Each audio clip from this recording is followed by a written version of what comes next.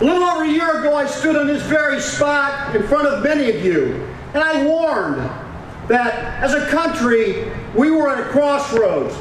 Now, 13 months later, we know that this administration in Washington has blown through that intersection like a freight train and has us on course to take us right off of a cliff.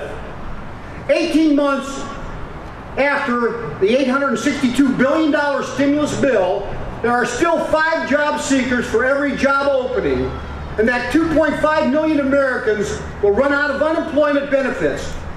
What happens when the 99 weeks of benefits run out?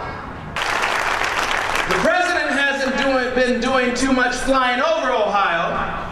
He's been flying into Ohio recently. And there's a reason for that. This state has been the deciding vote in many of the last elections for president. Ohio is the 7th most populated state in the country, with 11.5 million people. It is a bellwether state for national elections. It is the heart of the country. Your challenge is to elect people to office who believe in the oath to uphold the Constitution that they take when they get there. And to take those folks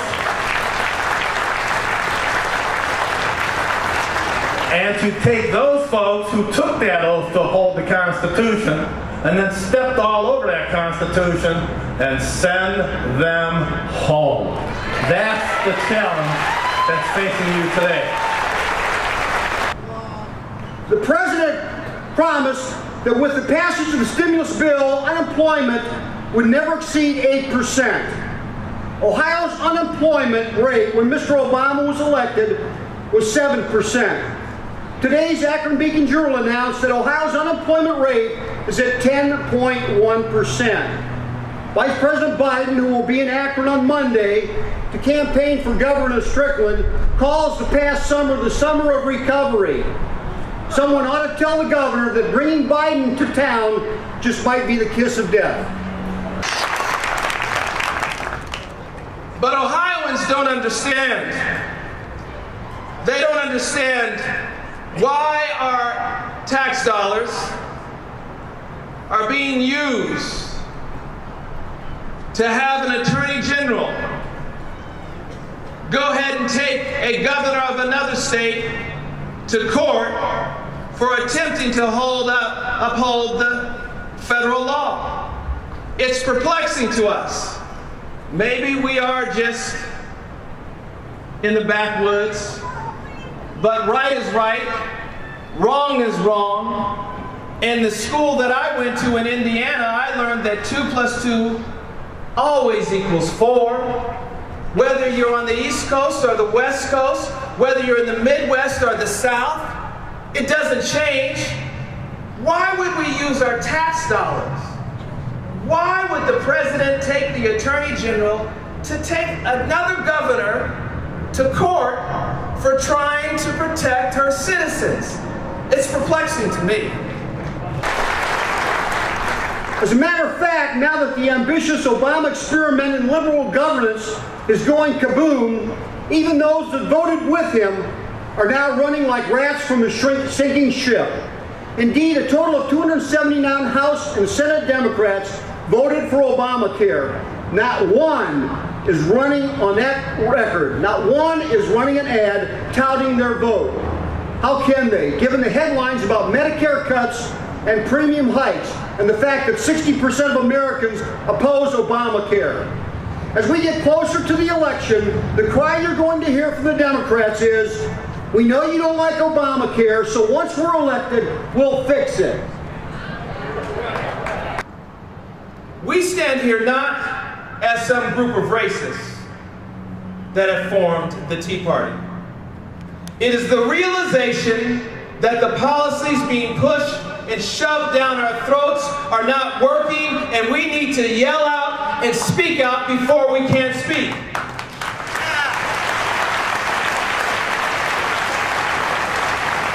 And press for, this is what we think. All your propagandizing is not going to change that. Only policies changes will change those facts. This is why Christian O'Donnell won the Republican senatorial primary in Delaware. If re-elected, Obama's minions will be turning their attention to cap and trade, card check, 39-mile-an-hour high-speed rail projects, and other socialist Marxist programs that they were unable to get in the first 2 years of Obama's borrow to spend and regulate to stimulate agenda. America is truly waking up. But journalism today has taken a different turn. Journalism, as described by any American Webster's Dictionary, is the investigation and reporting of events, issues, and trends to a broad audience, used to be characterized by truthfulness, accuracy, objectivity, impartiality, fairness, and public accountability. Does that sound like the press corps of today? The press corps of today, it doesn't sound like, because they are no longer informing the people. They are propagandizing for people. But even though the president is powerful, his power comes from us, we the people.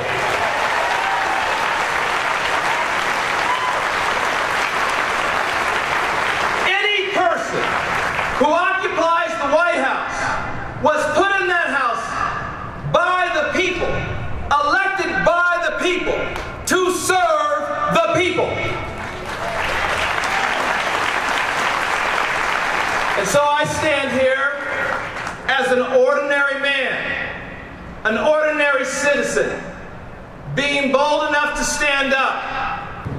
So here we are, 45 days out from what many have called the most important election in the history of our country.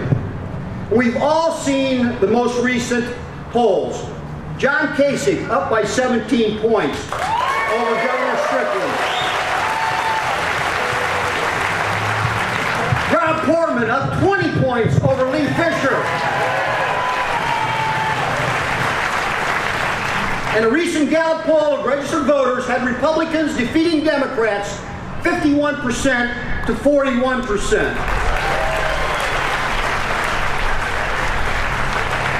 This is called the generic poll, and in the 68 history of the poll, the GOP has never led by more than 5 points.